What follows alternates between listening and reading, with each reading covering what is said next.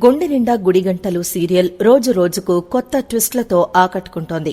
ఇక ఆగస్టు 29వ తేదీ 499వ ఎపిసోడ్ ఆసక్తికరంగా సాగింది. బాలును ప్రభావతి మరింతగా తిడుతుంది. బాలుకు వ్యాపారం గురించి పెద్దగా ఏం తెలుస్తుందంటూ ప్రభావతి చులకన చేసి మాట్లాడుతుంది. దాంతో వెంటనే సత్యం ప్రభావతి నోరు ముయించేందుకు ఫైర్ అవుతాడు. నువ్వు నోరు మూసుకుంటే చాలా బావుంటుంది అనంటాడు. అసలు నీకీ విషయంలో ఏమాత్రం మాట్లాడే అర్హత లేదు అనంటాడు సత్యం. ప్రభావతి మాటలకు తీవ్రంగా మండిపడతాడు. దాంతో ప్రభావతి దెబ్బకు నోరు మూసుకుంటుంది. ఆ తర్వాత బాలు మాట్లాడుతూ వ్యాపారం అని చెప్పింది ఫర్నిచర్ షాప్ గురించి.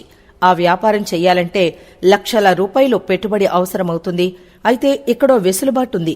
నేను చెప్పిన షాప్ ఫ్రాంచైజీలో ఉంది. అందుకు మీ దగ్గరున్న డబ్బు సరిగ్గా సరిపోతుందని అనుకుంటున్నాను అంటాడు బాలు. వ్యాపారం మంచిగా జరిగితే అధికంగా కమిషన్ వస్తుంది అనంటాడు. దాంతో సత్యం చక్కని సలహా ఇచ్చావు బాలు అనంటాడు. అందుకే ఎవరైనా చెప్పేది పూర్తిగా వినాలి అనంటారు అంటూ మరోసారి ప్రభావతిపై సత్యం కోప్పడతాడు. ఇక వెంటనే ఆ షాప్ దగ్గరకు వెళ్లి ఎలా ఉందో ఏంటో వివరాలు తెలుసుకుందాం. మనోజ్, రోహిణితో పాటు అందరం వెళ్లి చూద్దాం. అప్పుడు మంచి చెడులు తెలుస్తాయి అనంటాడు. దానికేం, నా కొడుకు మనోజ్ ఫర్నిచర్ బిజినెస్ చాలా బాగా చేస్తాడు అనంటుంది ప్రభావతి. ఇక మీనా ఆ వ్యాపారం చూపించింది మా ఆయన బాలునే అని అంటుంది. దాంతో ప్రభావతి ఇచ్చాడ్లే పెద్ద సలహా అనంటుంది. దాంతో మీనా బాలును పక్కకు తీసుకెళ్తుంది. మనం మన స్థాయిలో ఉంటే సరిపోతుంది కదా, ఊరికే మనోజ్, రోహిణిల విషయంలో తలదూర్చడం ఎందుకు అనంటుంది. వాడు మంచిగా ఉండాలన్నదే నా కోరిక, అందుకే 10 మార్లు ఇలా చెప్తూ ఉంటాను అని మీనాతో అంటాడు బాలు. ఇక ఆ తర్వాత అందరూ కలిసి ఫర్నిచర్ షాప్ దగ్గరికెళ్లేందుకు సిద్ధమవుతారు. ఫర్నిచర్ షాప్ వద్దకు చేరుకుంటారు. అక్కడ బాలును ఓనర్ మర్యాదగా ఆహ్వానిస్తాడు. ఇక షాప్ గురించిన వివరాలు చెప్తాడు. మొత్తం షాప్ చూపిస్తాడు. షాప్ పెద్దగా ఉండడంతో అందరూ చూసి సంబరపడతారు. ఇక ఆ తర్వాత ఏం జరిగిందనేది ఇప్పుడు ఆసక్తికరంగా మారింది.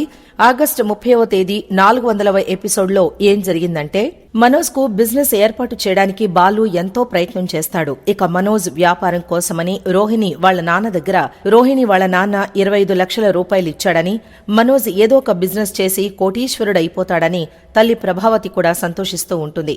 అదే సమయంలో బాలు రైడ్కి వెళ్లినప్పుడు ఒక ఫర్నిచర్ షాప్ యజమాని తన కారులో ఎక్కుతాడు. డ్రాప్ లొకేషన్లో ఆయన్ను కొందరు ఇబ్బంది పెడుతూ ఉంటే బాలు వాళ్లను తన్ని తరిమేస్తాడు. అలా మనోజ్ కు ఫర్నిచర్ షాప్ను పెట్టే వ్యాపార అవకాశం లభిస్తుంది. అయితే బాలు ఎంతో శ్రద్ధగా ఆ అవకాశాన్ని కల్పిస్తే మనోజ్ మాత్రం అంతే నిర్లక్ష్యంగా ఉంటాడు. మనసు వ్యాపారం మీద కాకుండా విలాసాలపై ఉంటుంది. దాంతో బాలు మరోసారి మనోజ్ను హెచ్చరిస్తాడు. నువ్వు బిజినెస్ పైన ఫోకస్ పెట్టాలి అని, పార్కులో గుడి ముందు కూర్చున్నట్టుగా ఖాళీగా ఇక్కడ కూర్చుంటే వ్యాపారం సాగదని హెచ్చరిస్తాడు. ఇక ఫర్నిచర్ షాప్ నుంచి వెళ్లిపోయే సమయంలో శృతి ప్రాఫిట్స్ గురించి అడుగుతుంది. దాంతో వెంటనే రోహిణి జోక్యం చేసుకుని అవన్నీ షాప్ ఓనర్తో మేం మాట్లాడుకుని అడ్వాన్స్ ఇస్తామని అంటుంది. దాంతో బాలు, మీనా, శృతి, రవికి కోపం వస్తుంది. ఇక ఆవేశంతో బాలు అవునులే, ఈ వ్యాపారం నుంచి ఎంత డబ్బు వస్తుందనేది మనకు తెలుస్తుందేమోనని ఇప్పుడు వద్దంటున్నారు. అయినా మనకెందుకో వాళ్లే చూసుకుంటారులే అనంటాడు. ఇక ఆ తర్వాత బాలు కుటుంబంతో కలిసి ఇంటికి వెళ్లిపోతాడు. ఇక ఇంటికి వెళ్లిన తర్వాత మనోజ్, రోహిణి ఆసక్తికరంగా మాట్లాడుకుంటారు. మన వ్యాపారానికి ఏ పేరు పెడితే బావుంటుంది అని మనోజ్ ఆలోచిస్తూ ఉంటాడు. అదే సమయంలో రోహిణిని ఒక మంచి పేరు చెప్పమని అడుగుతాడు. ఇక రోహిణి మాత్రం అత్తమ్మ ప్రభావతి పేరే పెడదాం అనంటుంది. కాని మనోజ్ మాత్రం అమ్మ పేరు వద్దు అనంటాడు. అమ్మ పేరు కలిసి రాదు అనంటాడు. ఇప్పటికే అమ్మ పేరు పెట్టిన మన బ్యూటీ పార్లర్ వేరే వాళ్లకు అమ్మేయాల్సి వచ్చింది. ఇక ఇంటి ముందు బాలు, మీనాలు ఏర్పాటు చేసిన పూల కొట్టును మున్సిపాలిటీ వాళ్లు ఎత్తుకెళ్లారు. ఇలా మా అమ్మ పేరు పెట్టిన ప్రతిదీ మధ్యలోనే ఆగిపోయింది.